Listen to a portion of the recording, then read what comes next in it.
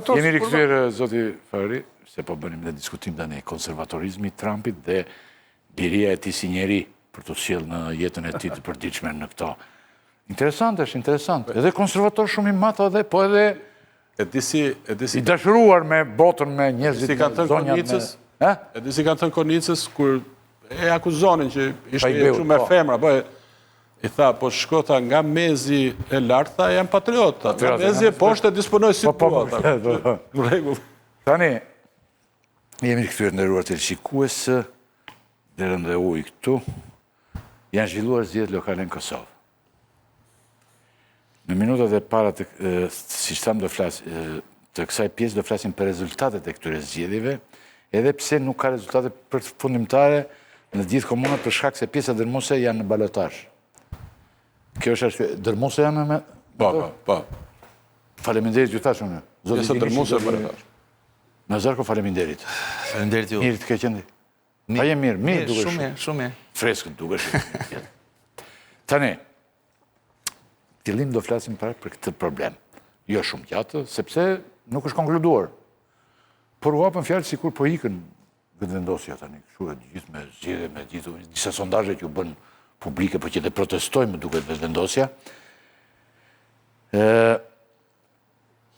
Por do të flasim si një problem shumë të rëndësishëm dhe armëpushimin në Gaza dhe marrëveshjen Izrael-Hamas. Do të përpiqemi të kuptojmë ç'është kjo paqe dhe çfarë kuptimi ka kjo për secilën palë. Tham pra Ermir Gjinishi, Mentor Nazarko, Fari Balliu dhe Antona Bilekaj. Në lidhje direkte, të thuash ti që ka ndodhur shkurta, po të fund në lidhje direkte... Më mirë, faktorin që flet nga aty. Unë kam deputetin e partisë Guxo, që është me vetëvendosjen, Nezir Kraki. Nuk është. Po ku është? Nuk përgjigje, thot.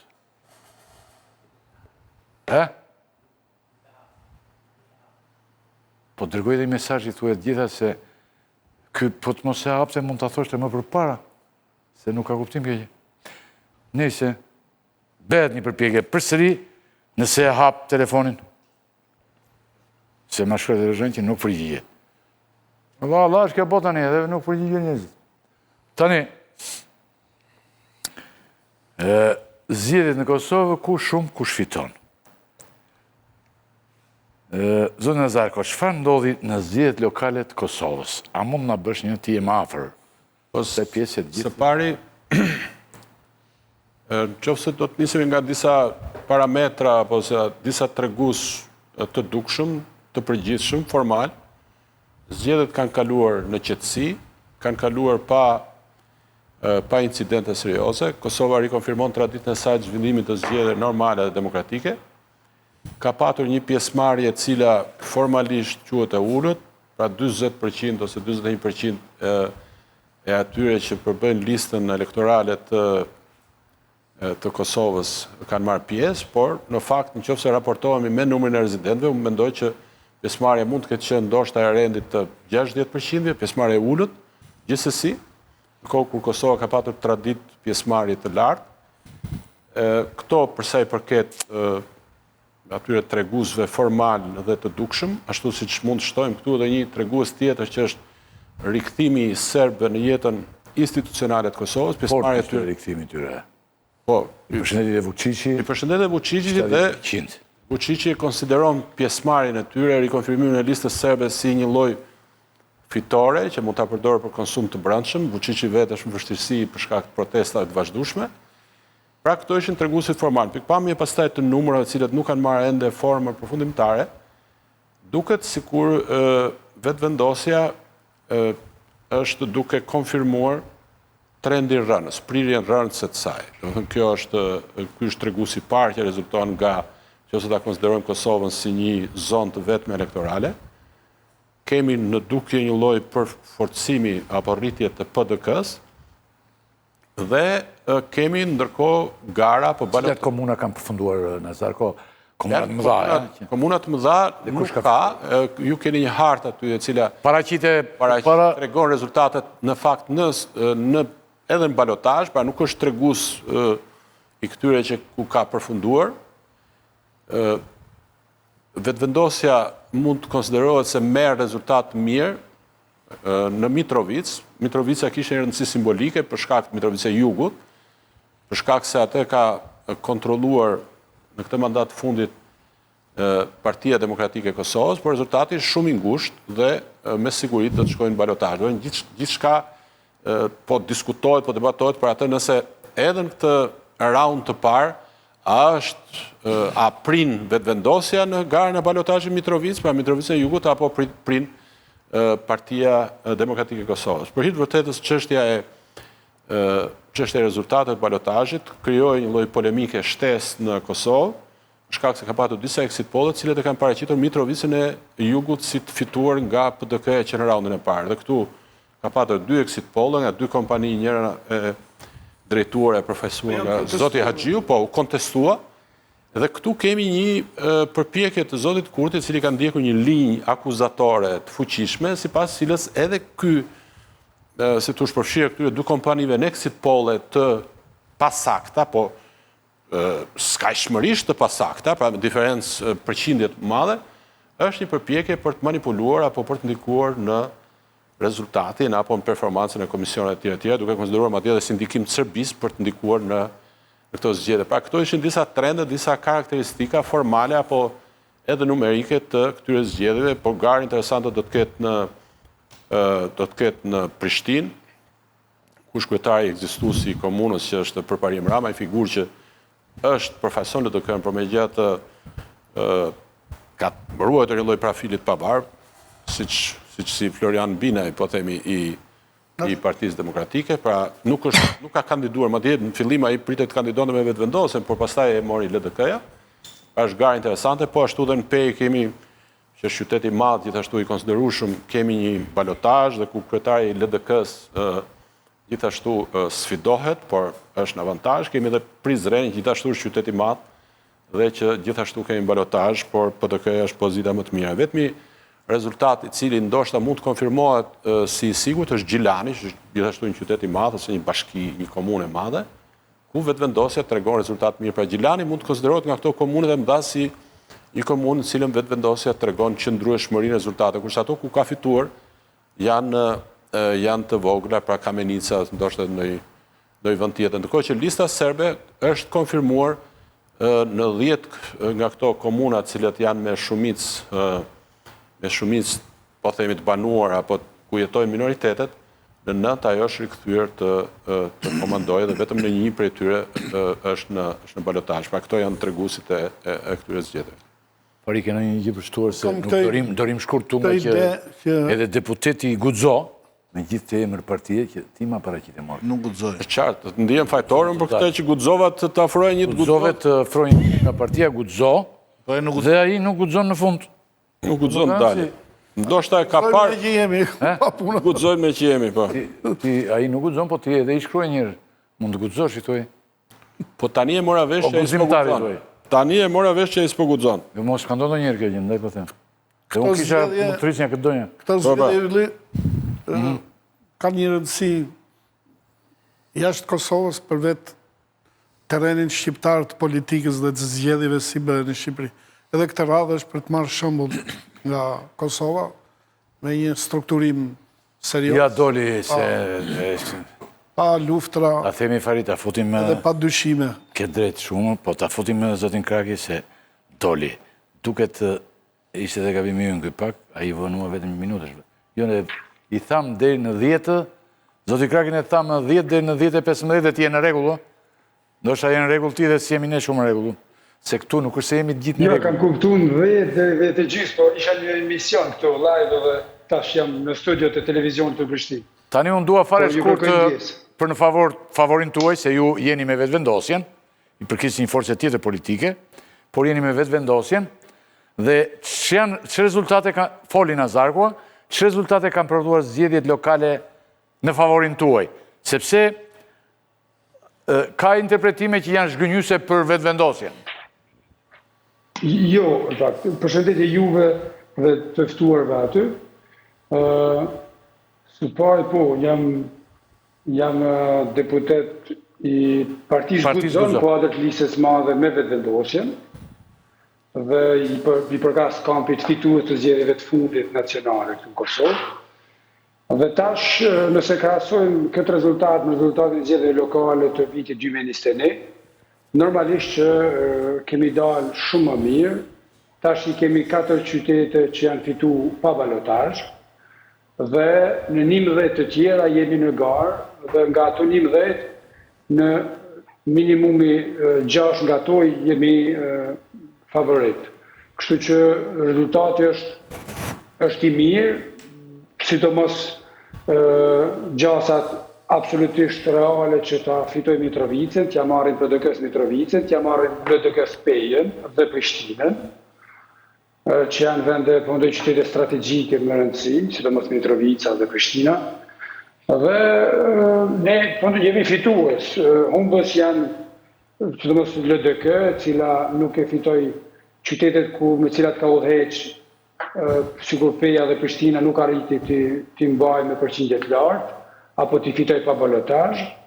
Ka fitu 2 qytete pa balotazh, PDK ka fitu 3 dhe AK 1. Në shtrire globale në Kosovë, ne kemi konsolidu votën, dhe prezenca e vetëvendosjes me partnerët është konsolidu në gjithë Kosovën, me një lloj homogeneiteti. Nuk jemi kështu të rajonalizuar, sikur PDK-ja apo AK-ja që janë parti regionale. Pra, ju thoni që keni më shumë përparime se sa në vitin 2021?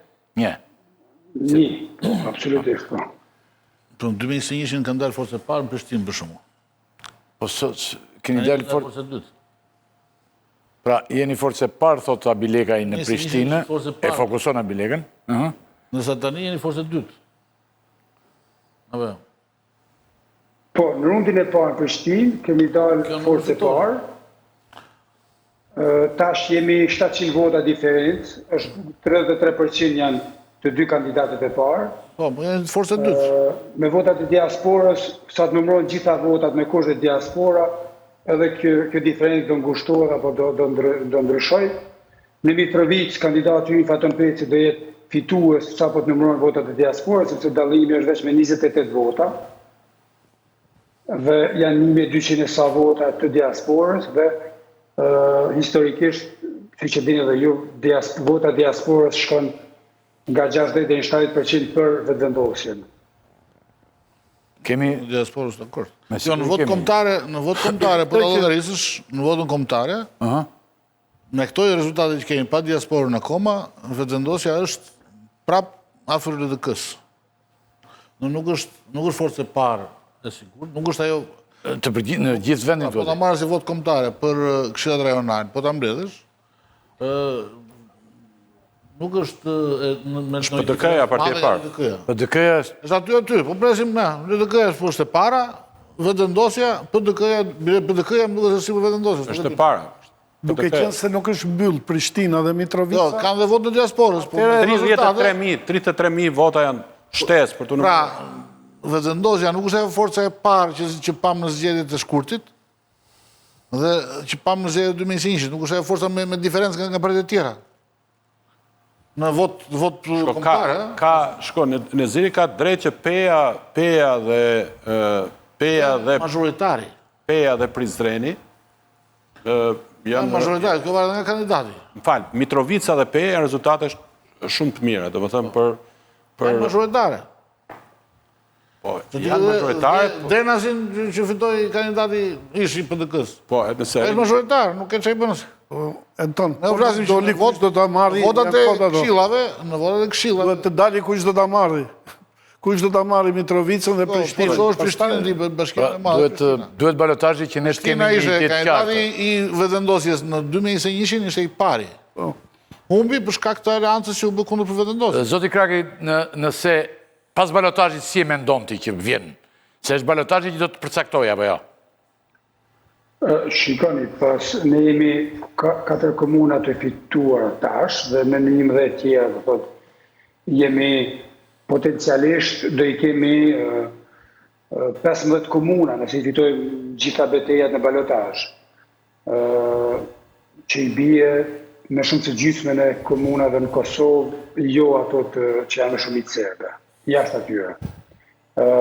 Ne presim që ta marrim Prishtinën, Mitrovicën, Pejen, do punojmë shumë që ta marrim edhe Gjakovën, t'i marrim Gjakovën dhe Prizrenin. Fush Kosova dhe Obiliqi do jenë të tonat, po ashtu, sepse Fush Kosovë jemi në avantazh po gjatë për para. Keni konkurent Gjakovi, ku do ja merdi? Gjakove e merë... AK ka dalë 27% Gjakovë, dhe aty AK është prit që të marrë ka balotazh, nuk ndodhi. Kandidati ynë Gjakov, profesor Ardian Gola, ka performu shumë mirë, po janë shumë partia të përqindja tjetër është shpërnda, duhet një marrëveshje para rundit dytë, duhen marrëveshje lokale, nivel lokal gjithsesi, edhe në Pej, edhe në Prishtinë do shta, dhe do shohim tash si t'i qasemi partnerëve potencial, në mënyrë që ta kemi numrin sa më të madh të komunave dhe kjo do jetë dallimi do jetë shumë i madh me numrin e komunave që i kemi pas nga zgjedhjet e 2021. A Bileke? Kemi një situatë të tillë që deri në datën 26 Albin Kurti duhet të bëjë qeverinë. Pra duhet të përcaktojë aleancat që do të bëjnë partitë e tjera. Pra deri në datën 26, nëse Albin Kurti bën aleancë me LDK-n, kjo do kondicionoj shumë LDK-n në zgjedhjet lokale, sidomos Prishtinë për shkakun, që është përballë Albin Kurtit. Po. Që do jetë shumë e vështirë. Kjo është e vërtetë. Do të thotë një bashkëpesë e dy momenteve politike. Mund gjasat që ju të keni një aleancë me LDK-n, duke pas Prishtinën në datën 9 nëntor, është pak e vështirë. Mund bëhet në nismën e Fatmir Limajt, sa për të kaluar atë 51, sa ekspresohet dhe minoritetet. Pra, nëse ju e keni prap frontin pas 26 tetorit, e keni prap frontin opozitar të bashkuar kundër jush, kjo do shpreh edhe në zgjedhjet lokale, në balotazh. Dhe kjo mund sjell që në shumicën e komunave ku jeni në balotazh të humbisni. Apo se në Prishtinë, nëse LDK-ja dhe PDK-ja rikonfirmojnë bashkëpunimin e tyre, e fitojnë bashkinë, sepse ato do rikonfirmojnë bashkëpunimin që të thotë qeverinë Kurti. Do kemi dy pamje. Por kjo do reflektohet edhe te Bashkia e Prishtinës, apo jo? Kjo mund ndodhe në Prizren. Jo, po, shikoni, partitë opozitare kanë interes për neve në disa qytete tjera, për shembull. Marrëveshje mund të ketë me... Të fragmentarizohen. Janë shumë qytete, normalisht që bërja qeverisë, formimi i qeverisë do ketë impact. Jo, do të ndikojë se s'bënë, se 6 torit, do të ndikojë. Atere, duhet ja dhe mentori ndryrën dhe Nazarko? Që nëse mund të shtojmë diçka, sigurisht në Kosovë bëhen gjithë kundër të gjithëve. Pra nuk kanë asnjë lloj skrupulli, si te ne Partia Demokratike s'bëhet kurrë me Partinë Socialiste. Në Kosovë dhe mund të bëhet, PDK-ja me 26 tetor, jo në parim. Kjo është në parim, kjo ka treguar. Së dyti është e vërtetë që ta hapim pak fisharmonikën dhe ta analizojmë kontekst më të përgjithshëm, pra në nivel të Kosovës dhe ta ndërlidhim me situatën politike apo parlamentare. Po, zoti Kurti arriti me një kosto shumë të madhe që ta zvarris krizën institucionale, pra krijimin e parlamentit, konstituimin e parlamentit, krijimin e qeverisë, dhe ai të rezultonte si kryeministër në kuadër të zgjedhjeve parlamentare. Ky ishte një objektiv që arriti në limit, në photo finish. Mirë po, kjo është një kosto e jashtëzakonshme, e cila ka reflektuar në bjerrjen e mbështetjes ndërkombëtare për Kosovën në nivel të paimagjinueshëm. Jo, Nazarko, mos e lidh. Edhe një herë, tani që ja ta thot Krake. Po, të ketë drejt, nuk po e lidh, nuk është vetëm kjo arsye. E lidh ndonjëherë ky se pse është bjerrur, por një sekond, pse e lidh ndonjëherë bën këtë lidhje. Por është bjerrur dhe për arsye të tjera. Apo jo, është bjerrur dhe për arsye të tjera. Po kemi shpalljen bllokimin e dialogut strategjik, kemi ngrirjen e marrëdhënieve me Bashkimin Evropian, kemi ngrirjen e marrëdhënieve diplomatike të Kosovës me Shtetet Bashkuara të Amerikës me përjashtim presidentes, po kjo është një gjë tjetër. Kjo është fakt dhe po e mohove këtë pastaj do ta rishikoj edhe vlerësimin për ty. Prit, ajo që duhet të them, këto zgjedhje pra duhen parë nga ky këndvështrim. A ka ndikuar ky dobësim i mbështetjes ndërkombëtare për Kosovën, humbjes besueshmërisë së qeverisë Kurtit të ndërkombëtar tek përqyeshmëria e tij në nivel Kosove, apo tek elektorati gri, apo tek qytetet e mëdha? Kjo është, mendoj, ky është leximi që duhet bërë me këto shifra sa kemi. Pra, gjithë kjo krizë, unë mendoj që po, ku duket? Duket spari në rënien e pjesëmarrjes. Rënia e pjesëmarrjes është treguesi qartë që do të thënë që partia e Zotit Kurti, e cila nuk ka qenë fort, për i të vërtetës zgjedhje lokale, nuk ka qenë fort. Pra nuk ka patur kandidat mirë, ka qenë e fokusuar është parti lideri dhe përpasoj, nëse ka arritur këto rezultate që ka arritur në 2021 dhe këto që ka tani, lidhet me përqyeshmërinë e drejt për drejt Kurtit. Ky është prandaj këto zgjedhje duhen vlerësuar edhe në këndvështrim nacional, shtetëror në fakt dhe ndërkombëtar. Së dyti, në qytetet e mëdha, Prishtina. Prishtina është një lloj mënyre, një lloj miniature, në fakt më shumë se sa gjysma e Kosovës, në pikpamje të banorëve rezident. Dhe aty ti ke të drejtë që një kandidat relativisht i mirë si Hajrullah Çeku ka arritur që ta barazojë një kandidat si kryetari aktual i bashkisë, me blokadat që i ka bërë qeveria, me bllokimin e buxhetit, por ama prapse vota kundër vetëvendosjes, që përfaqësohet nga vota pro përparim Ramës dhe pro kandidatit PDK që ka arritur rezultat shumë të mirë, Orhan Ismaili, është shumë më shumë se sa vota siç e përmendjen Toni që ka patur Vitia apo që ka patur partia vetëvendosje. Pra në këtë kuptim, Prishtina është një tregues i qartë, pjesëmarrja e ulët është një tregues i qartë që përqyeshmëria e Kurtit, pra Kurti dhe kushdo do donte të merrte indikator që për performancën në nivel nacional, sepse pritet të ketë zgjedhje të parakohshme. Dhe kjo që thoni juve që mundësia e bërjes aleancëve, unë këtu dyshoj që ai pragmatizëm që partitë politike kosovare kanë treguar si rregull kur vjen puna zgjedhje lokale, pra bëhen me gjithë kundër gjithë, të marrim Gjilane, pas ka rëndësi se nivel shtetëror jemi në luftë fort me njëra tjetrën. Unë dyshoj që do të kemi aleanca të tilla, sepse bloku opozitar mund të kompaktësohet edhe më shumë pavarësisht nevojës për... Konkludoj me zotin Kraki, sepse balotazhi do të jetë definitiv për të qartësuar se çfarë realisht. Se kemi shumë amëndësime deri në momentin që flasim. Po, zoti Kraki? Dy aspekte. Zoti Nazarko, unë pajtohem me zotin Nazarko një 2.5% me atë që e tha, po është goxha e lartë kjo përqindje. Si 2.5%? Gjithsej? Prish edhe balotazhin tash. Humbe dhe balotazhin. 2.5%. Shikoni, raportet me qytetarët e Kosovës, edhe herën e fundit para 7 muajsh, 8 muajsh tash koha shkoi shpejt, e nxorën zoti Kurti fitues. Normalisht që tash jemi disa janë binë Kosovë tash se nëse nuk i merr 50% nuk je fitues. Po je fitues kur i merr 42.3% dhe largohesh për 20% nga i dyti. Dhe raportet që zoti Kurti ka pas me aleatët, partnerët evropian apo amerikan, kanë qenë raporte strategjikisht të rreshtimit Kosovës me objektiva dhe synimet e këtij bloku perëndimor. Sa i përket Serbisë, Rusisë, ndikimit rus, sankcionimit Rusisë, Bielorusisë e gjëra të tilla. Po strategjikisht zoti Kurti është rreshtuar me Amerikën dhe me Evropën. Dhe normalisht që me disa diplomatë që për cilët unë kam thënë shpesh që janë si më shumë si turistë diplomatik të humbur në Ballkan, me disa diplomatë nuk ka qenë raporti dhe i lehtë, sepse janë është pa fushës që përkthjelja masive dhe pa kontrolluar e Serbisë ka pas gjatat i kushtoj Kosovës.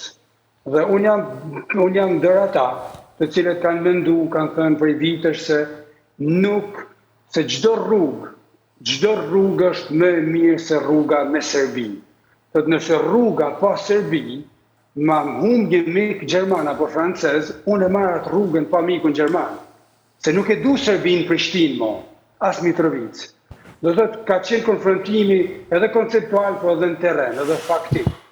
Dhe ne nuk mërzitemi as pak që 200 milion euro u pezullun nga BE-ja, nëse kemi rimarrë 17% të territorit Kosovës dhe kemi rishtetzuar pjesë dhe i kemi ndjek bandat e Serbisë, sabotuese dhe kriminale, të cilat kanë vendosur. Zoti Kraki, ne do të jemi përsëri pas balotazhit bashkë dhe do të vijojmë të mos e zgjerojmë. Me kënaqësi.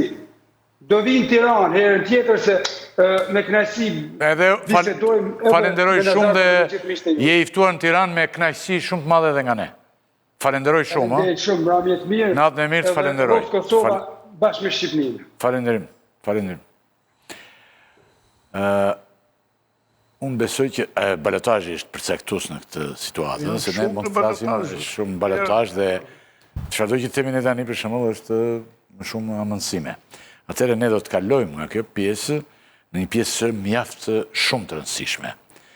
Izrael-Palestinë, paqe. Po a ka vërtet paqe? Të ndjekim një sinkron.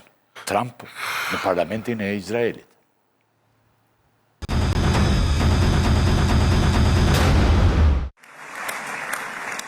Ky nuk është vetëm fundi i luftës, është fundi i terrorit dhe vdekjeve, fillimi i epokës së besimit dhe shpresës dhe Zotit. Është fillimi i një marrëveshjeje për të jetuar në harmoni mes Izraelit dhe të gjitha kombeve të këtij rajoni të mrekullueshëm. Unë besoj këtë shumë. Ky është një fund historik për lindjen e mesme të re. This is the historic dawn of a new Middle East. From October 7th, nga 7 tetori deri këtë javë, Izraeli ishte një komb në luftë dhe vetëm njerëz me besim të fortë dhe krenar mund ta përballonin. Ishte një kohë shumë e vështirë. Për shumë familje në mbar këtë vend, nuk ishte një ditë vetëm e paqeje, por tani, jo vetëm për izraelitët, por edhe për palestinezët dhe shumë të tjerë, makthi i gjatë dhe i dhimbshëm më në fund mbaroi. Pluhuri, zjarri dhe rrënojat ikën dhe hiri po pastrohet në një rajon të transformuar dhe një të ardhme të ndritur. and a beautiful and much brighter future appears suddenly within your reach. This is now. Kjo është një kohë e veçantë për Izraelin dhe për të gjithë lindjen e mesme, sepse në të gjithë lindjen e mesme, forcat e kaosit që sunduan në rajonin për dekada, tani janë izoluar dhe janë mundur totalisht. Isolated and totally defeated. Israel, with our help, has won all. Izraeli, me ndihmën tonë, ka fituar gjithçka që mund të fitonte me forcën e armëve. Fituat. Tani është koha për ta përkthyer këtë fitore kundër terrorizmit në një betejë për paqe dhe begati për të gjithë lindjen e mesme. Prosperity for the entire Middle East.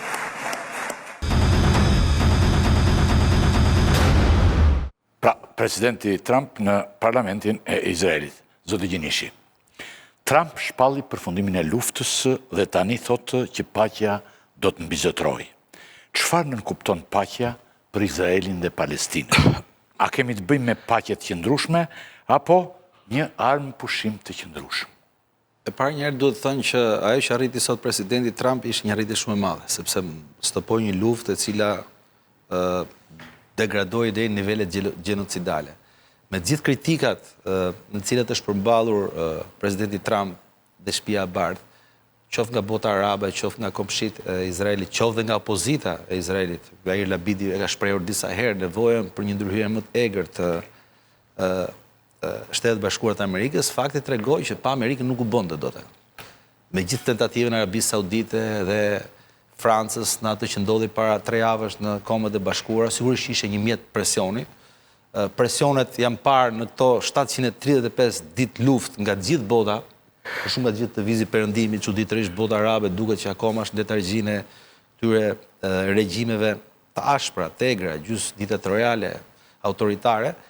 Kështu që në këtë kontekst Izraeli humbi shumë dhe presidenti Trump kishte të drejtë që tha, ju nuk e fitoni dot atë luftë me armë.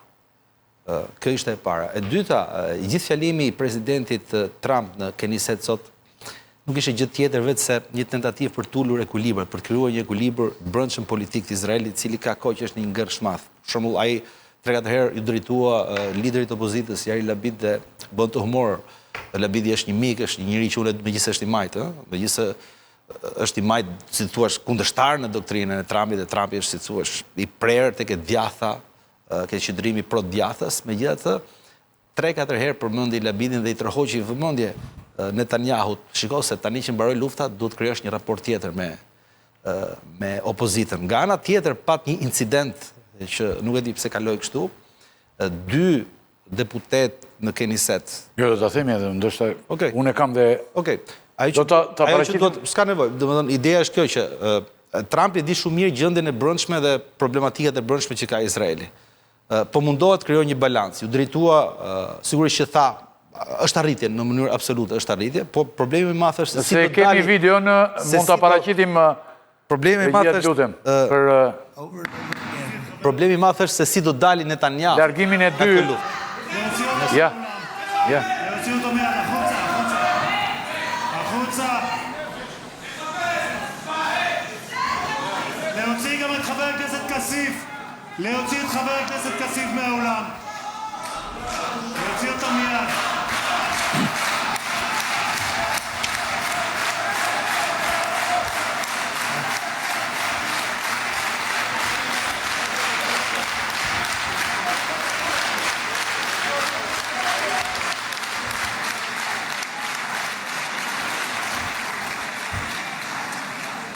Sorry for that, Mr. President. Thank you. Please.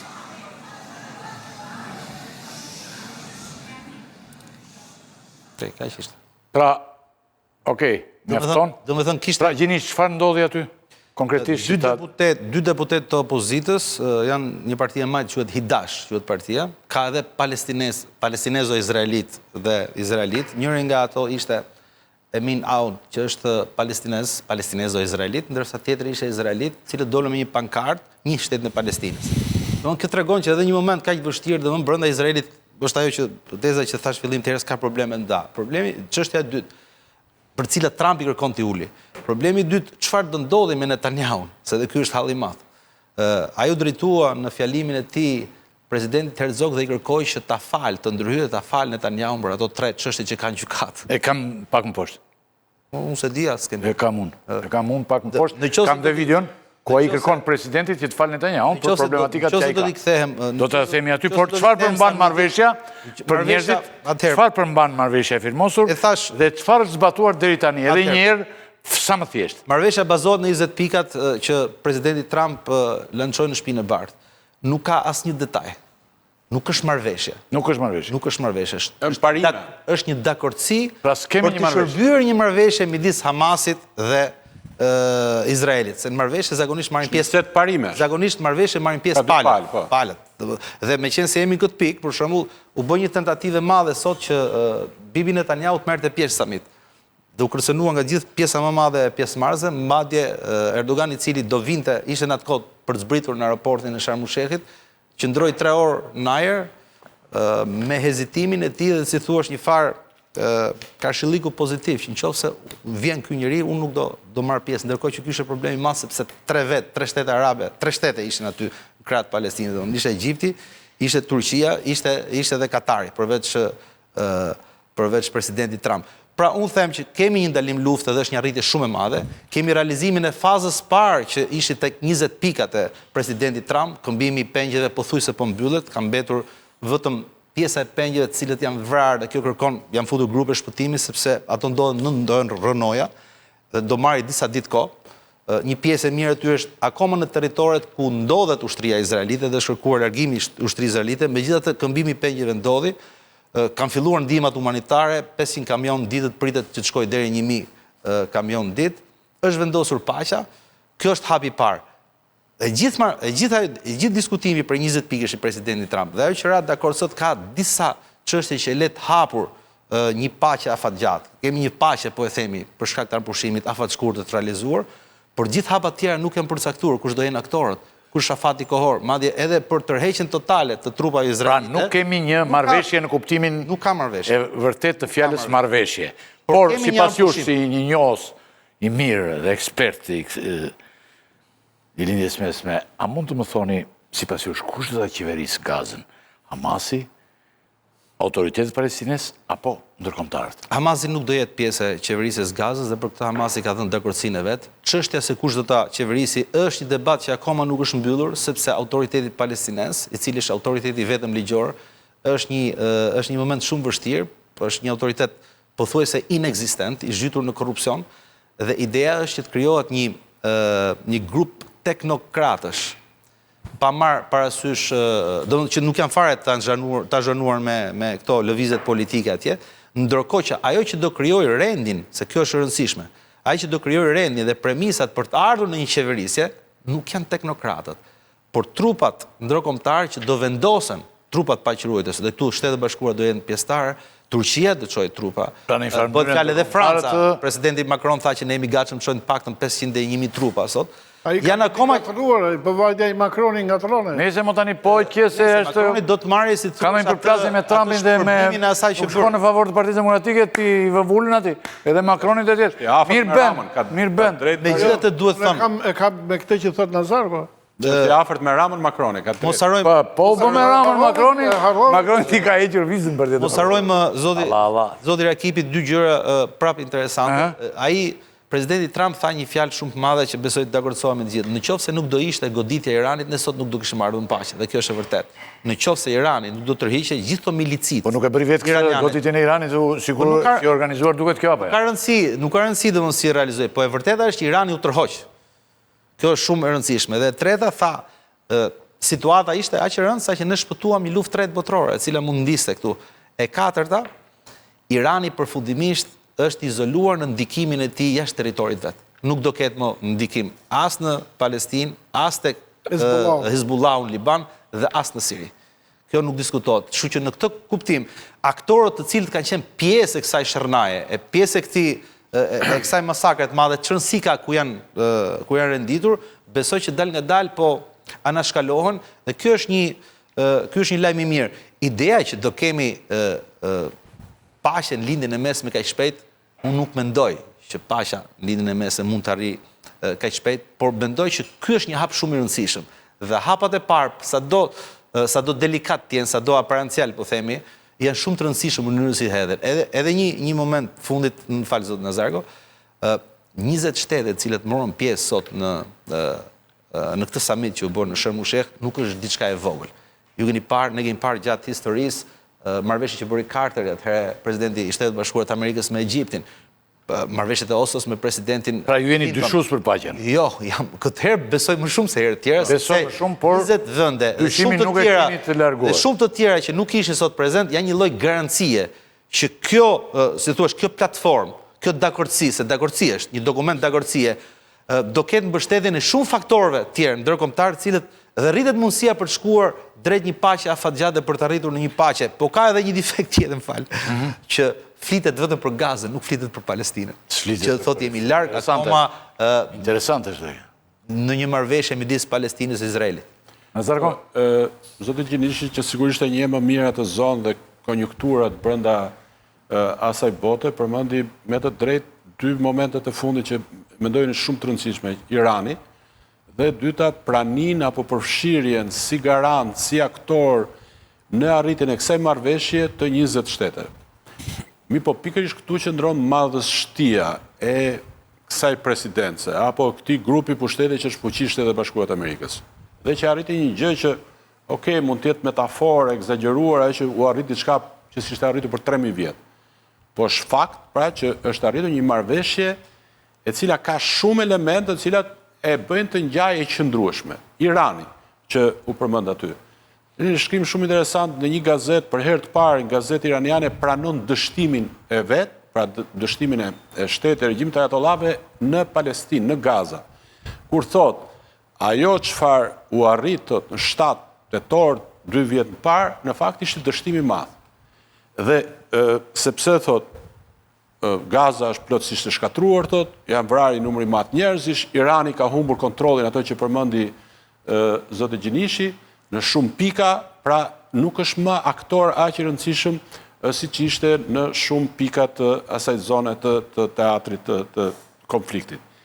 Dhe vetëm një parantezë vogël, shpeshherë në politikën ndërkombëtare, ajo që mund duket si arritje madhe në afat shkurtër, në fakt është dështim i madh në afat mesëm. Dhe kjo i ndodhi saktësisht Hamasit apo Iranit. Po, pse është madhështia, duke këtyre të madhështia Trump, se prej kësaj mund zgjem në një lloj përfundimi që vlen edhe për pika të tjera të konfliktave apo zona të tjera krize në përbot, sepse Trumpi fitoi me logjikën e vet biznesit.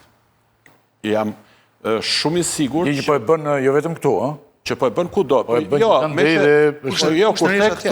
Kur the këtu, dy njerëzit që qëndrojnë mbrapa mobilizimit të këtyre 20 shtete janë dy persona. Janë dy persona, janë Jared Kushneri që është dhëndri Trumpit, po është dhe Tony Blairi.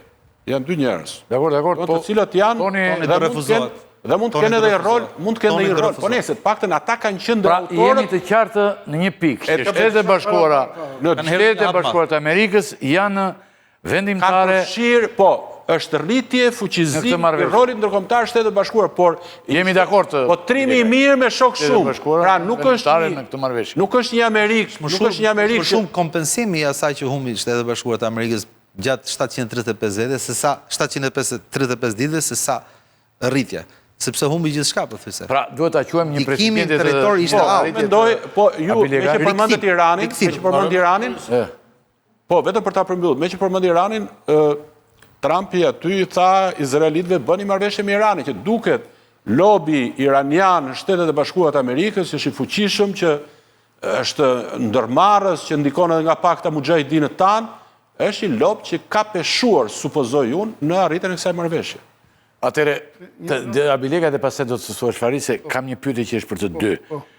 Domethënë, këtë duhet ta quajmë një arritje të presidentit Trump. Ai ka shumë dëshirë që të quhet njeriu që bën paqe, madje edhe për luftra që nuk kanë ekzistuar. Thamë në fillim. Luftra që nuk kanë ndodhur, ai thotë kanë bërë paqe, aty haron. Për luftë s'ka ndodhur. Shqipëria nuk ka luftë. Aja që lapsus me Shqipërinë. 3 herë nuk është lapsus, një minutë. Ai ishte lapsus. Jo. Po Armenia dhe Azerbajxhani ishin luftë. 3 herë nuk është lapsus, është këshilltari I thotë zoti president pusho. Po lapsus tash sepse ishte Armenia dhe Azerbajxhani ishin luftë. Dhe ai e mbylli. Regani, timet e veta tregon që e kapte këshilltari këtu dhe e shtrëngonte fort kur ai donte. S'ka lidhje me këtë. Yes, ka lidhje shumë. Po tani juve mendoni që vetëm ajo mund të shpëtoj Fari, jo ty, që ti s'ke lidhje, ti në partijet të gjithë, por nuk është kështu. Atëre, presidenti Trump, dakord, u mërzit shumë për shembull që nuk mori dhe çmimin Nobel. Tani, Ka kohë? Dhe të konte, e propozoi kryeministri I Pakistanit sot. Vitin tjetër ndoshta e merr Fari. Si e mendoni tani ju? Çfarë? Me Nobelin Trumpi. Po, fitore këtij është kjo, se është një fitore. Siç e thotë Nazarkova, me element të biznesit brenda që I futi të gjithë, po kjo është një arritje. Është një film klasik italian, shumë I njohur, me titullin Nuk ka paqe në Nullin. Nuk ka paqe në Nullin, po. Me Bonfilio. Me Bonfilio. Po. Që është një ai bariu që kthehet në shtëpi nga lufta dhe shikon që pronari I kishte marrë edhe delet, edhe të dashurën, edhe fillon të akmerret ndaj atij pronarit tokës. Imagjinoni tani këta të ikurit nga Gaza që kthehen në shtëpitë e tyre, se nga vjetë shumë, dëgjojeni, dhe mund ta hiqni. Falni. S'ka paqen Ka paqen në Nullin, vjen një zhurmë që mund të largoni. Lajmërojnë dhe autoritetet ndoshta që ta largojnë. Aha. Ose kondicioneri. Ndoshta kondicioneri mos do të fiku. Bravo. Pra imagjinoni çfarë gjen një banor I Gazës I ikur nga bombardimet, që sot rikthehet për shkak të paqes. Nuk gjen as shtëpi. Akoma ka kufoma fëmijësh aty, edhe njerëz të vrarë të afërm tjera. Dhe duhet të fillojë një jetë dhe të pranojë të nënshtrohet dhe mos të dënohen kurrë ata që shkaktuan këtë gjë. Kështu që kjo është e para njëherë problemi I parë I kësaj paqes së madhe. Që më shumë është duket sigurisht një pushim sa një paqe e ndërtuar mbi baza mbi themele të forta. Pse e them unë që nuk është ashtu? Sepse nuk është mbi themele të forta, sepse zgjidhja që kërkohet aty është zgjidhja që kërkojnë palestinezët dhe shumica e gjithë botës e më arsyeshme e dy shteteve. Dhe për sa kohë që mos bëjnë fjalë për zgjidhje të dy shteteve, por të quhet Gaza si një mundësi për të bërë rezorte të mëdha, ku një miliardere izraelite që lobonte aty dhe që e përshëndeti sot ai në parlamentin e Izraelit, që kjo është ka meritën kryesore dhe unë e pyeta këtë do më shumë Izraelin apo Amerikën, refuzojnë në përgjigje thoshte. Ajo miliarderja ka lobuar bashkë me vajzën e Trumpit, bashkë me dhënën e Trumpit, dhe na u bë ka paqja me sigurisht nuk ka paqe. Ne jemi në momentin kur Hamasi është I shkatruar, ku e gjithë bota që përfaqëson Hamasin dhe luftën dhe rezistencën palestineze është e poshtëruar dhe e shkatruar, dhe që ata nuk kanë asnjë zgjidhje tjetër përveç se të pranojnë paqen, se nuk kanë asnjë çfarë lufte do pranojnë ata me këto kushte. Çfarë lufte mund të bëjnë ata me këto kushte? Nuk kanë asnjë mundësi. Kjo është paralizim I gjithë faktorëve anti-izraelit në zonë, I cili solli dhe treqë Izraelit për shkak të miqësisë me Trumpin. Askush nuk negocioi me ta, u dha një plan 20 pikësh, e pranuan të detyruar se skrivin çfarë bënin dhe kaq. Dhe këto janë ngjarje të mëdha historike dhe janë pusi thellë për analizat, aq më shumë të analizë ku jemi neve. Të përpjekim themi në ngje, kupton se. Tani, unë mendoj që sikur të mos kishte fituar ky Trumpi dhe të kishte dalë fjala në njeriu që e urrente Trumpi dhe thoshe që është turpi i civilizimit botëror, kush do ta bënte këtë punë? Për këtë konflikt 3000 vjeçar. Se mos na lidhet me Ramën më vonë, se gjajnë shumë me njëri tjetrin, e po na u lidhen me njëri tjetrin, Ari nuk kesh të thuash më vonë. Vazhdo. Po s'ki me rakti se gjejon që të them 10 herë. Jo, gjenë edhe një gjë tjetër, e di. Po s'ki me rakti. Tani, ai për mendimin tim, këtë më dëgjoj me vëmendje Ylli Rakipi, ka prerë burimin e së keqes dhe të konfliktit. Te ka prerë, thua ti. Te ka prerë. Tani, ky është një teatr i madh që do vazhdoj, do ketë vështirësira, do ketë, por ai ka prerë energjinë kriminale që e nxiste dhe furnizonte këtë luftë. Ai këtë e ka prerë. Dhe ky është i sukses i madh i karrierës së tij presidenciale. Luftë ka pasur. Fashe ka prerë tani. Sulm të Izraelit ndaj Palestinës. Çfarë luftë kishte këto genocid të Izraelit? Nga këto mund të vazhdojmë të themi sa do. Ora çka kemi parë, në këtë moment, do gjenem për këtë moment ai ka një sukses. Ai ka luftë kishte. Ka një sukses. Kush reziston të Izraelit? Ka një sukses genial të karrierës së tij presidenciale. Pas shkatrimit me dekretet të LGBT-s dhe Sorosit si organizatë kriminale, kjo është fitoria e dytë e madhe e Amerikës.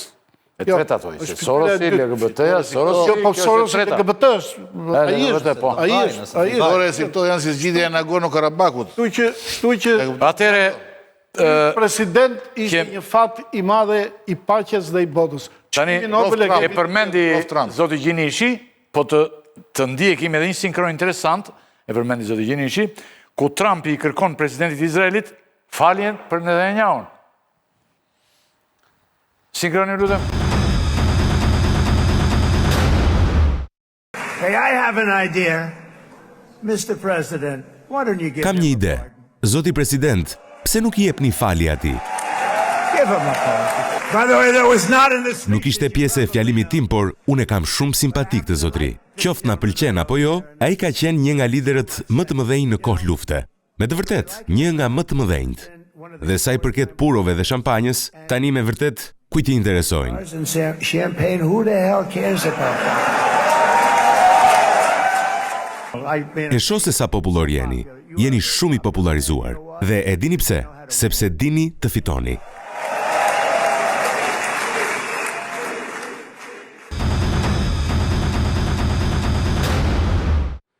Pra, a di çfarë tha presidentin Trumpi aty në sallë, për ata dy deputetë? Po. Sa më duken shumë eficient. Okej, po. Shumë interesante. Interesante është dhe kjo. Ai thot tani të falet Netanyahu. Unë të thash çfarë ka bërë Netanyahu, e the në fillim ti, po a mund të ketë ndonjë përgjegjës, se mirë dakord falet, se thot presidenti i botës dhe falet ky. Po a mund të ketë ndonjë përgjegjës për genocidin në Gaza? Apo kjo marrëveshje u mbyll përfundimisht?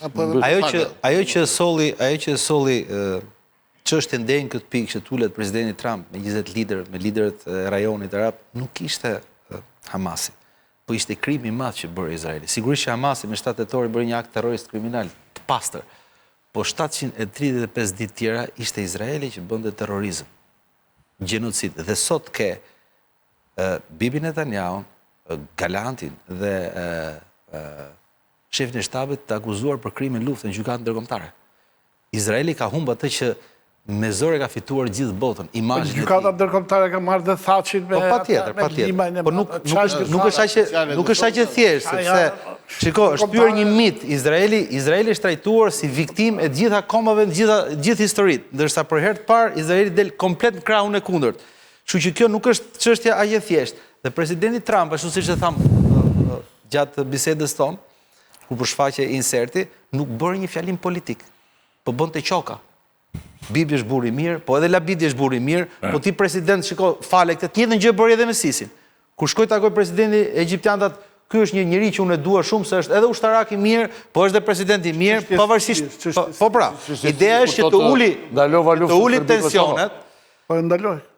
Lufta Serbi-Kosove ka ndaluar Trump. Ja, tash. Madhe që e tha për atë marrëveshjen e 21 Po ndërua luftën thotë Serbi-Kosove. Ka qenë gati parasysh tani. Kënaqet sa i shkëlqejnë syt sa shef një autokrat dhe një diktator. Çështja Kënaqet. Në fakt më shkruajnë që a mund të them nuk e ka për gazën. Lutem, a mund të them. Okej, ti do vazhdosh. Nuk e ka për gazën, ajo që tha shumë. Është gabim. E ka për një çështje të brendshme. Nuk e ka për ata akuzë për korrupsion. Janë tre procese shpërdorim të tyre për korrupsion dhe Izraeli ka gjykata të forta. Netanyahu shpalli ligjen e luftës dhe për këtë arsye nuk shkonte të paraqisten në gjykat. Sa u bë pakti pari paqes në janar, kur filloi, e thirrën gjykat. Po mirë, dhe ky është problem. Para është kombi, pastaj aty janë gjykat. Po patjetër. Çështja është kjo që Izraeli ka humbur atë që me mund e ka fituar gjatë gjithë kohës, nuk është aq e thjeshtë. Shoqëria izraelite është në një ndarje të brendshme fatale që nuk ka ndodhur asnjëherë. Edhe presidenti Herzog para pak kohësh tha, po të mos ndodh, të mos kthehemi në ditët para 7 tetorit, kur ishim gati në prag një lufte civile. Mos harroni që Izraeli është një popull që ka një histori të madhe, po mos harroni që ekstremistët izraelit kanë edhe gjithashtu histori të madhe. Ekstremistët izraelit ekstremistët janë vëllezër ekstremistë. Po patjetër, po Izraeli është gjë tjetër pra, se ne jemi mësuar ta flasim si të vetëm demokracinë botë, në lindjen e mesme. Izraelitët janë njerëzit që kanë vrarë presidentin, Yitzhak Rabenin, po kur e vranë? Kur bëri marrëveshjen me Dhe në Amerikë kanë vrarë presidentin. Izraelitët gjatë kësaj kohe që po flasim, kanë kërcënuar dhe është marrë në mbrojtje të shërbimit sekret izraelit Ben Gafiri, ish ministri i mbrojtjes. Pra ka një përplasje, është kërcënuar disa herë Netanyahu gjatë kësaj kohe. Ka një përplasje shumë të madhe brenda. Dhe Shtetet Bashkuara të Amerikës, aleati kryesor, po mundohen ta zbusin këtë konflikt brendshëm politik, duke lëshuar nga gjitha anët. Edhe populli lodhur, se me qenë 10 milion banor dhe me shpall luftë gjithë të vendeve arabe, edhe me vazhdu 2 vjet, është populli lodhur, prandaj u pritaj aq mirë. Duhet themi dhe diçka, se nisi pak zoti Abilekaj. Izraeli shkatroi Gazën, por nuk e fitoi luftën. Ke 66.000 të vrarë, 40% janë fëmijë. Nuk ka asnjë shifër zyrtare, qoftë nga izraelitët, sa njerëz Hamasit janë vrarë. Hamasi për këto 2 ditë kanë nxjerrë 7.000 vet. Dhe po të armatosur në rrugët e Gazës dhe po vendosin rendin. Atëherë, ku është ai pakti që foli në Knesset presidenti që Hamasi do dorëzoj? Do mbaj njëri përgjegjësi për këtë. Ku do e dorëzoj armët? Është shatë miq tu aty. Do mbaj njëri përgjegjësi për këtë. Po do ta shohim pra, po kush do kush do të zëvendësoj? Me Hamas më su merr se nuk do merret historia më me ata. Jo, po pas me Bibis merret njëri, bursa çu su mor me Sharonin. Historia do merret me gjenocidin e madh që është bërë. Dhe nuk ka rëndësi, domethënë nga cilat do ndodhe, do merret. Por çështja është kjo, çfarë mendoj unë? Në qoftë se do vazhdoj plani dhe do jetë suksesshëm plani i presidentit Trump, Hamasi do kthehet siç u kthy Fatahu, nga një lëvizje militare armatosur në një qasje politike, në një qasje politike dhe do marrë pjesë. Palestina ka fituar shumë sot.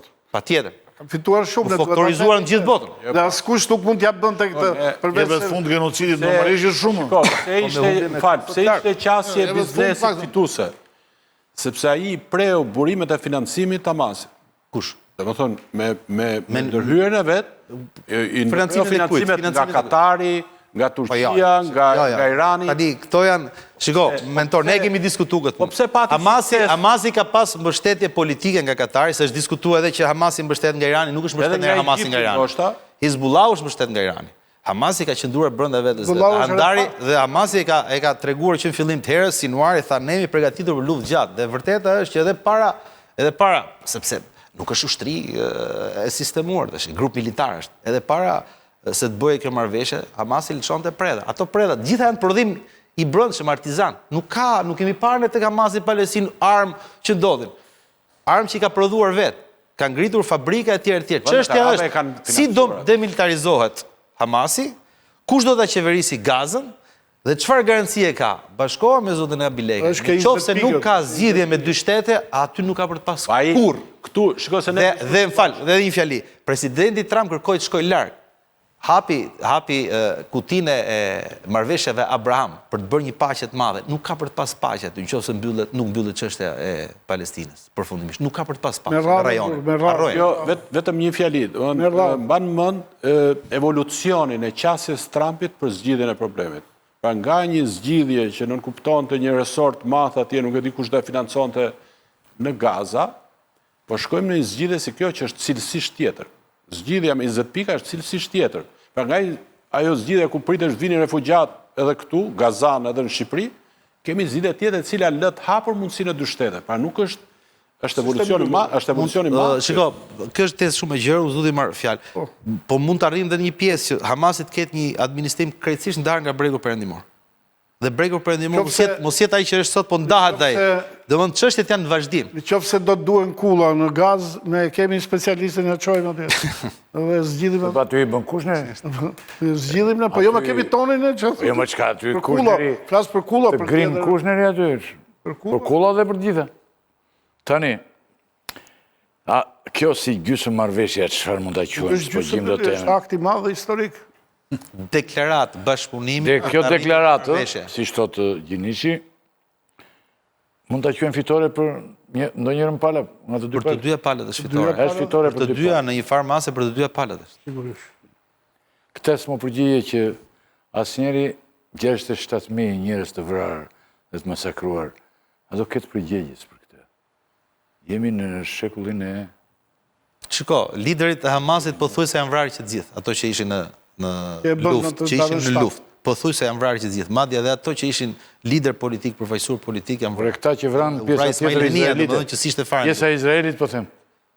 Pjesë patjetër, unë mendoj që do jetë përgjegjëse, nuk ka për të mbyllur ajo pjesë. Do keni zgjidhje dhe sepse duhet edhe bota duhet i vejë fresh që raste të tilla mos përsëriten më të ardhmen. Po mos mendoni që Izraeli mos mendoni që Bibi do vdesin hak, domethënë, këtë mos e mendoni. Do presim të shohim. Ndoshta, e vërteta është një faktor ajo ka qenë një vatrë ndezur vazhdimisht. Erdogani është një faktor. Le ta shohim dhe pak me skepticizëm. Zoti Rakipi, e vërteta është kjo domethënë që përtej kritikave që kemi ne për retorikën e presidentit Trump, ai anashkaloi një konflikt që nuk ishte më Hamas-Izrael. Edhe kishte plotësisht të drejtë kur tha anashkalova mundësinë e një lufte tretë botërore në lindjen e mesme. Absolutisht. Kemi dëgjuar për plane... Arabia Saudite bëri marrëveshje bashkëpunimi ushtarak me Pakistanin para një muaji. Dhe marrëveshja kishte brenda jo vetëm mbrojtjen reciproke, por edhe rrezikun e kësaj çështje. Por edhe pajisjen me armë bërthamore në rast lufte. Kishte brenda. Diçka që e ndërlidh këtë që ndodhi, po në terma politikisht neutral, me atë diskutimin që bëm pak përpara për Kosovën. Në pikpamje të arritjeve,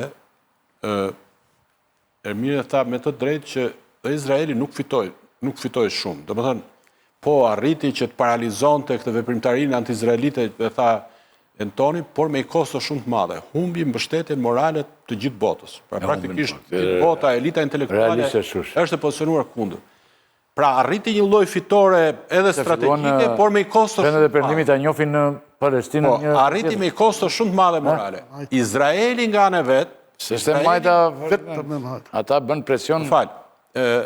Po e majtën tash dukim tani. Jo, ja ta mbajnë ca ditë. Dhe të mbeten ca kohë ta mbajnë. Më fal. Pra në zgjedhje lokale. Kurse Palestina nga në vetë, ndonë se mund të quhet që atë ditë, në datën 7 tetor, arriti diçka shumë të madhe, ekspozoi dobësinë e Izraelit, dobësinë e Mossadit e tjera, në afat shkurtër, në afat të gjatë, humbi shumë çka. Me këtë, cila është paralele me situatën e Kosovës. Po, Kosova mund të ketë arritur që të vendosi përkohësisht kontrollin veri. Me çfarë koste? Praktikisht ka humbur mbështetjen ndërkombëtare edhe të Perëndimit. Nuk humb mbështetjen ndërkombëtare Kosova. Dakor, e humbi qeveria. Sakt. Thuj Kosova. Sakt, Kosova politike. Ishte Kosova politike. Shpresojmë që edhe pjesa tjetër e opozitës, nëse do të kemi, ta ndryshoj gjendjen, ta ndryshoj situatën diplomatike në cilën gjend Kosova. Dhe dyta, meqense u përmend tu çështja e lapsusit të Trumpit. Shkoj është një lapsus i nënvedijes. Edhe unë kam një shpjegim që është hipotetik, nëse ne nuk e dim çfarë është nënvedijen e Trumpit. Kur ai përmend edhe votimin që bëre këtu, bëre një votim për Binajn. E shpjegove mu. Po. Se njeriu kur përgatitet për një gjë shpjegon mirë më. Gjenë të gjithë argumentet Tani, për të shpjeguar. ai përmendjen e Shqipërisë, ne do ta marrim në kontekst mirë, se duket fjala Shqipëria aty ka ngel mendje. Ka mbetur. Po i ka ngel për luftë, po. Po pra, I kishte ngel për ndërtim, Po, për edhe përshtatim brekut, po i ka ngel për luftë. Së dyti, ai ka ati ka ngel mendje, me që përmend tu çështja e çmimit Nobel.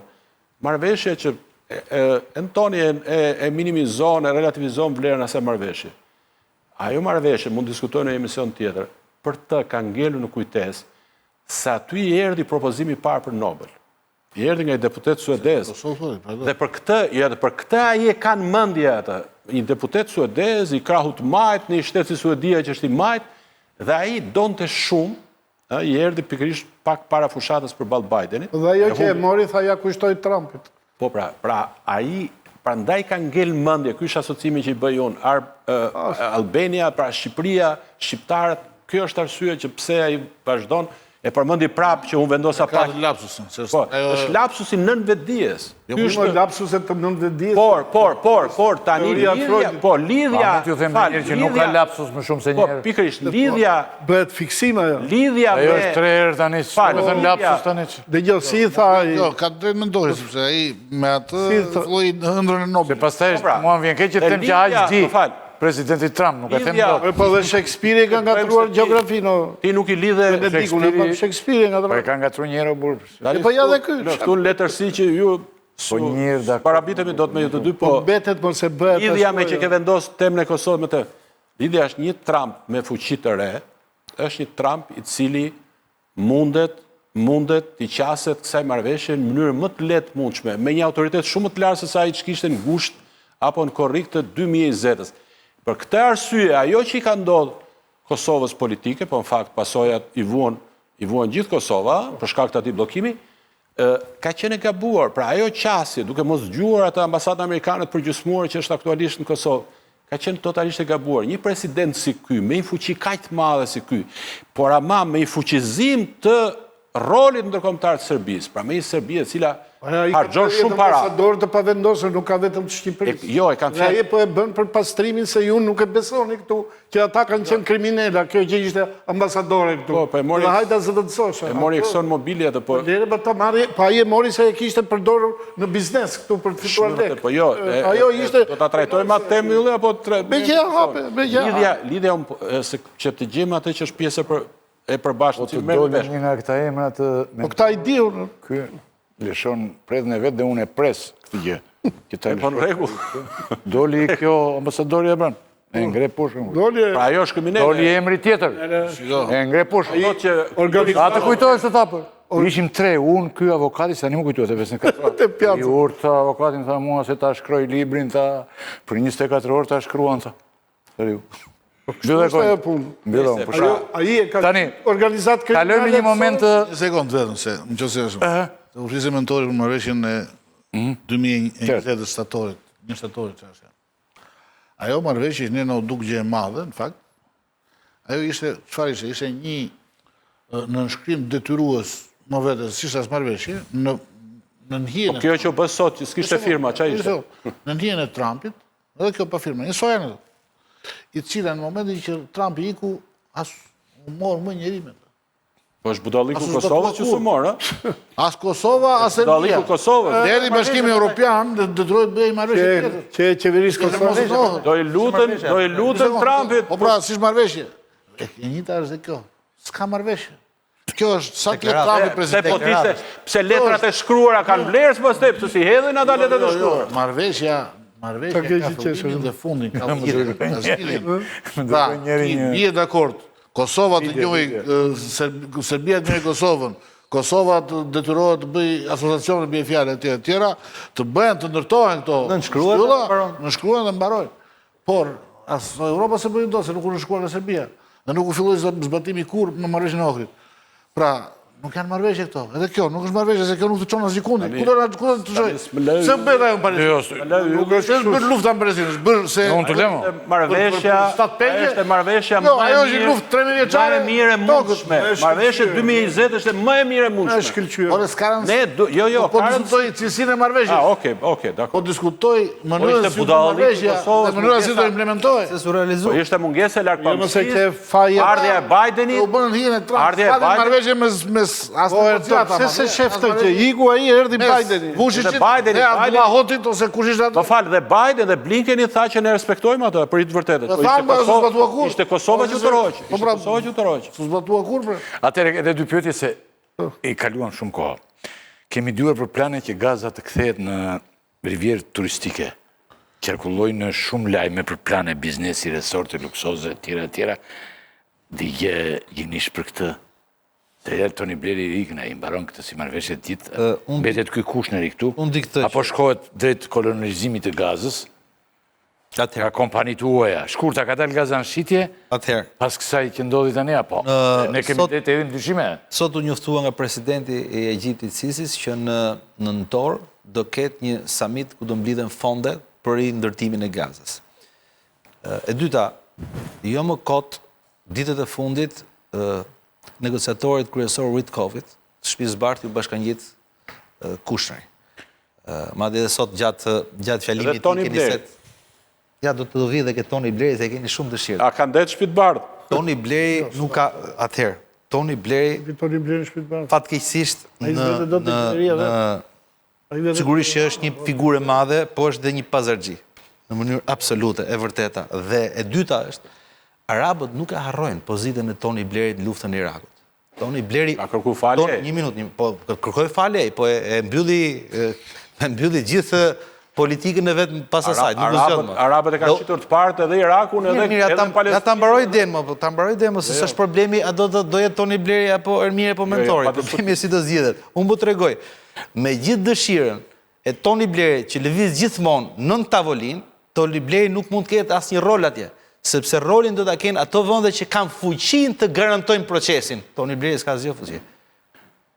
Që anglezët jo? Gjithë loja është Tony Blair është i zënë njerëz, është i ngarkuar me këto Shqipërinë, me qeverinë shqiptare. Gjithë problemi është kjo, që në kontekstin e politikanit biznesmen që është presidenti Trump, patjetër që Kushneri shkon atje, patjetër, por kjo është, shiko, ne na duket, ne europianëve i duket e egër kjo pjesë, po ai sot kur fliste atje u drejt falenderoj të bien e ti Ivan. Falenderoj të. Kështu është Amerika, domethënë. Ajo është konvertuar në bre. Aty do jenë ja 30 miliard, që gjithë vendet arabe kanë garantuar që do t'i nxjerrin ato parat, por me një kusht, që të garantohet që mos kthehemi më në situatën e 7 tetorit. Dhe Kushneri patjetër që do marrë pjesë vet, por historia që do kthehet Gaza në rivjerë është e djegur.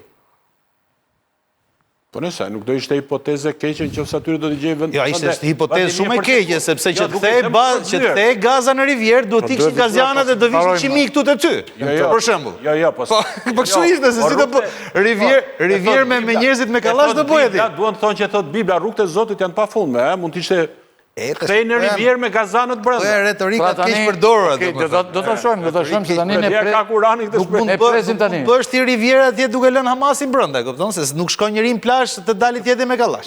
Pikërisht. Ku do shkonte Hamasi? Po tani është dera e hapur gazianët. Do ta djem kur të dalim. Ishim dhe ne në listë. Dera është nga aparatet. Se u bën zhurmë atëherë kur e plasa këtë historinë për 100.000 palestinezët. U bën zhurmë, Ramsi folje, çan këto shqip, po doli Trumpi pas 10 ditësh vetë. Është emisioni Ullë Rakipit vllajt. Po s'ka problem më për Ramsi në kuptimin e faraonit Egjiptit, se jemi në Sharm el Sheikh. Ramsi thotë. Ju dhe dish do të thotë Sharm el Sheikh. Këti më. Rams. Di Rams. Po jo Fariu nuk i thotë Ramsi. Fariu thotë temin vërtet. E dish do të thotë Sharm el Sheikh më. Sharm el Sheikh. E dish do të thotë se e përmendin shumë edhe shqiptarët shkojnë. Çfarë është? Limani i plakut vjetër. Është toponim shumë i vjetër. Toponim. Aty ku bën mbledhja, aty ku bën samiti sot. Atëre, nga dy fjali, të gjithë sot po bërtasin për paqe. Po mund të ketë paqe afatgjat pa drejtësi? Si mendoni nga dy fjalit, i themi, se ne nuk e dim që ndodhë. Çdo gjë mund ndodhë në botën që jetojmë, se kanë filluar ndodhin gjë të çuditshme, po. Unë kam besim te presidenti Trump që do të shkojë edhe më lart në konsolidimin e paqes Thua Fariki, më në fund botës i erdhi një njeri që... Më në fund botës thua ti i erdhi një njeri që... Sa tjetë ai, atje do jetë mirë. Po iku ai nuk t'jap garanci. Takojme kur të vjej tjetër. Soros i prapë. Po erdhën ata. 3 vjetë paqe e garandon Fariudëm. 3 vjetë paqe... Kemi thot Fariu. Nuk ka paqe pa drejtësi atje. Dhe nuk do ketë kur stabilitet nëse nuk do njihet shteti Palestinës. Sepse me atë vështirësi që ka ndodhur këtë herë Palestina me Gazën, nuk ka ndodhur asnjëherë që nga 48-a. Dhe kur ato edhe këtë herë refuzuan të lëndin vendet e tyre, për shembull, më bëri përshtypje, në momentin që të premte në ora 12 u fut armpushini, ato nisën komo për të parë vendin e vet. Merr, po. Ti i thua, nuk e le vendin e vet. Jo, ti i thua mirë shumë gjëra të kësaj situate dhe këtij vendi, po i harron një gjë. Që o ka përgjegjësia i autoriteti palestinez, që nga Arafati që ishte një korruptuar, bashkë me kryuar e konsul e drejtë. Patjetër. Dhe janë ata përgjegjës. Ke takuar ti? Dhe pastaj... Jo, se kam takuar. Pastaj, Kam takuar para se ti kërkosh këtyre, ti kërkosh atyre një qatë do bëjnë ata Nuk bëhet lufta me njerëz ndershëm, me njerëz korruptuar bëhet lufta. Ka dhe një leksion tjetër që ti ke të drejtë, ati është e vështirë për të arritur paqen, se e vra shumë njerëz. Tani, secili fëmijë, trashëgimtar, i lidhur me ata të vrarë, do krijohet një luftar i ri, ose do krijohen, ku di unë, jo të gjithë do përqafojnë qasjen paqësore, por ama një mësim vjen nga historia me që përmend tu dhe Arafati, është që shpesh herë ta që udhëheqin, qoftë me autoritet plot, që udhëheqin shtete, që udhëheqin kuazi shtete apo organizata si ishte Arafati, duhet ta kuptojnë kur është momenti më i mirë për të shkuar marrëveshje. Pra, imagjinoni ku ka shkuar oferta izraelite apo oferta ndërkombëtare për Palestinë. Po, për Palestina... Ka 67 e këtej. Zoti Nazarko, Palestina ka 20 vjetë që nuk ka njëri kush të shkruaj marrëveshje. Nuk ka njëri të zgjedhur më, pranuar. Kush do bëj marrëveshje në emër. Po flas, është komplet e paruar. Atëherë kur ka qenë Arafati ka refuzuar, dhe Arafati... Po pra, po i mbytën të tre. Tash do hapim teoritë konspirative. Kush e mbyti? Është i elmuar Arafati. U vraj Rabini. Ju kriju gjithë ajo histori me Nisin. Janë histori ato. Ka një dorë... Me të drejtë Fariu tha që është impuls i madh. Në lidhje me një krizë të tillë ndërkombëtare, ne çfarë bëjmë? Ripërtypim tezat më dha që i hedhin mediat e rëndësishme, natyrisht në mënyrë kreative. Jo, për ne në përgjithësi. Se po unë për Shqipërinë, për shembull, kam një qasje tjetër. Jo, e kam fjalën... Shqipëria duhet rrit merret me hallet e veta. Eksakt. Jo të bëj bixhos. Eksakt. Jo të bëj bixhos. Me historinë e shqiptarëve, me territorin e shqiptarëve, dhe të bëj bixhos me lloj pazargjiu që vjen në Shqipëri, kupton që s'përfaqëson asgjë për të marrë 100.000 palestinez këtu. Nuk harrohet ajo pjesë, s'është e vogël. Tani ne nuk... Qofse do... Se plan ishte, më mundodh theo. Historinë e bllokoi BE-ja dhe vendet e rajonit, Egjipti kryesisht. Se në qofse do ndodhte, ti sot kishe 100.000 palestinez tu. Dhe ne gjithë do përtisin se na ka pru Amerika. Dhe zoti Balliu nuk do bëte... Nuk do diskutoshim në të zgjedhjet, ne nuk diskutoshim të zgjedhjet pastaj PSPT. Po 10 deputet Hamasit që i kishe parlamenti. E fundit nga 3 fjali. Fjale e fundit që për qenë korrekt me atë tezën e marrëveshjes. Për këtë popullimin ka drejt Gjinishi. Ky e ka tezë themelore të jetës vetë politike Rama, po e shpopullon Shqipërinë. Më fal, duan të thonë për të aktualizuar, jo thjesht për Shqipërinë, pse për Shqipërinë nuk ka ndonjë lidhje drejt për drejt, po me kombin shqiptar, do me Kosovë. Po edhe këtë zdu të bëndet tash. Ti je në luftë, shkon atje dhe do marrësh medalje. Edhe këtë s'mund ta bësh. Mbaj linjën e politikës jashtme të Bashkimit Evropian. Pse abstenon? Një shtet ka seriozitetën dhe ka memorie diplomatike. Ne kemi ambasadën e Palestinës, e kemi aty, ë? Po punë e madhe. E fundit. Po e hapi Britania në mes Londrës. E fundit se populata Farit fletën. Ambasadën e Palestinës e ka hape Veroxha, po ama se mbyllëm ne. Zoti Farit, as Berisha, po vetëm leja afërsisht. 2:3. Po mirë si për presim dhe unë vonë flet, po populata. Fjali e fundit. Një pjesë e duan të thonë, jetojmë deri në punore. Atë librin Bota merre këndoje se është historia e njerëzimit e gjithë. Këndoj patjetër. Është 1350 faqe. Ore ti do t'i këndoj të gjitha çka bër, vetëm mos bëj libër për mua aman. Tani, si lumir. Dhe për këta këtu, jo do shumë, pa diskutim. Kam një pyetje. Policia e etikës, policia morale nuk të... Pyetje e fundit tani është kjo.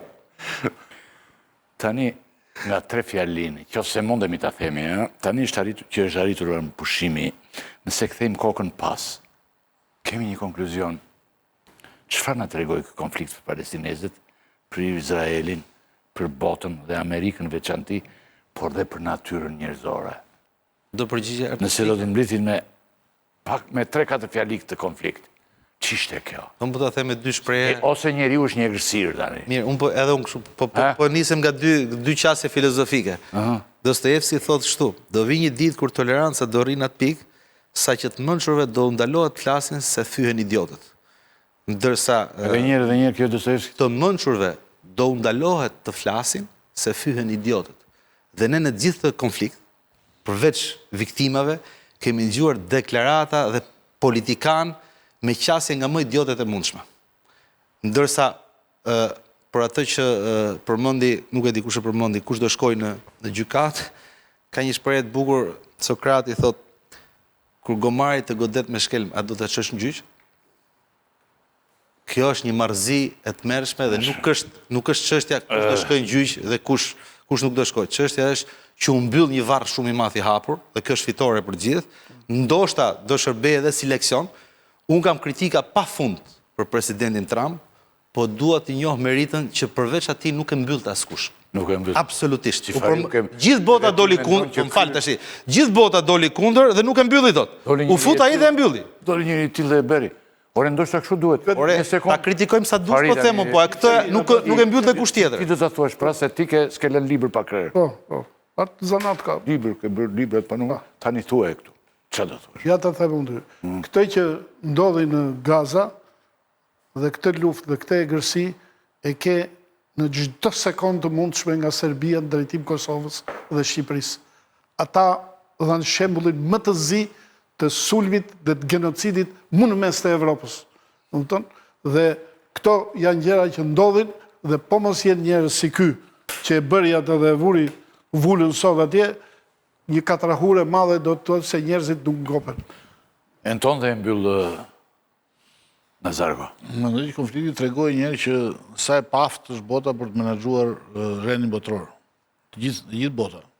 Sidomos Perëndimi, që pretendon se mund ta menaxhojë. Dyta pastaj për sa humanizëm ka në këtë botë që të shohësh fëmijë, të shohësh genocidin që bëhet live në sytë të gjithë botës, gazetarë që vriten pafajësisht, punonjës të ndihmave që vriten pafajësisht duke ndihmuar njerëz, njerëz që vuajnë për bukë dhe nuk lejohen as vinë ndihmat aty. Tregojnë që humanizmi këtu është vetëm një pretendim, nuk ka fare lidhje me atë që ndodh. Ose është selektiv. Kur kapen 7 pengje Izraelit, ne të gjithë qajmë. Qajmë të gjithë. Me një hipokrizi dhe servilizëm të panomër. Kur vriten palestinezë... Duhet vi paqja, fajnë e ka masi që më pengjet. Ne nuk e tregojmë kur fajtorin e vërtet. Dhe kjo është hipokrizia më e pahishme që ka ndodhur në gjithë botën, edhe më çnjerëzore që ka ndodhur në gjithë botën. Si që në shumë gjëra i tha e mirë për këtë pjesën përfundimtare dhe jam dakord me gjithë konsideratat e tij, vetëm do të shtuar që Izraeli duhet të bëjë shumë, duhet të bëjë shumë ndërkombëtarisht dhe kam dëgjuar intelektualët mëdhenj izraelit që thonë se duhet të investojmë për ta rikthyer atë lloj po themi epërsie morale që kishin për shkak të luftës dytë botërore, për shkak të holokaustit që u bë mbi ne. Pra, kjo ishte humbja më e madhe e Izraelit. Por, duhet pranuar që në këtë hipokrizit madhe që, apo heshtja, apo reticenca, apo që e ka karakterizuar botën, një pjesë e mirë e aktorëve që kanë qenë heshtur, që kanë qenë reticent, kanë qenë dhe vendet arabe, pavarësisht të gjitha. Edhe ata e kanë ndihmuar Izraelin në një mënyrë ose në një mënyrë tjetër. Por, për ta mbyllur, meqense do më ngele merak, për të thënë diçka në fakt që është ndoshta është në një kontekst tjetër që çështjen e marrëveshje. Nuk e di a është e vërtetë që Arafati ka takuar ndonjëherë Rugovën apo jo, por i ka thënë, duan të thonë, edhe Clinton e lat kuptoi këtë që e di që ju jeni duke negociuar me Serbinë, por pranoni marrëveshjen e parë, e dyta do jetë gjithmonë më e keqe. Pra, është një analizë komplekse kjo e konfliktit Izrael-Palestinë, por edhe kjo komponenti e marrëveshjes është komponenti e rëndësishme. Nderuar televizionistë, mua më mbetet të falenderoj të ftuarit e mi, si të përpoqen në sa ndihmonin emisionin e përmes sotme, zgjatën pak. Faleminderit shumë, si njerëz të dëruar që jeni, shumë faleminderit të enden në po deshët përsëri ne do të jemi, do dalim aty do flasim. Natën e mirë, faleminderit. Faleminderit. Natën e mirë. Për ju.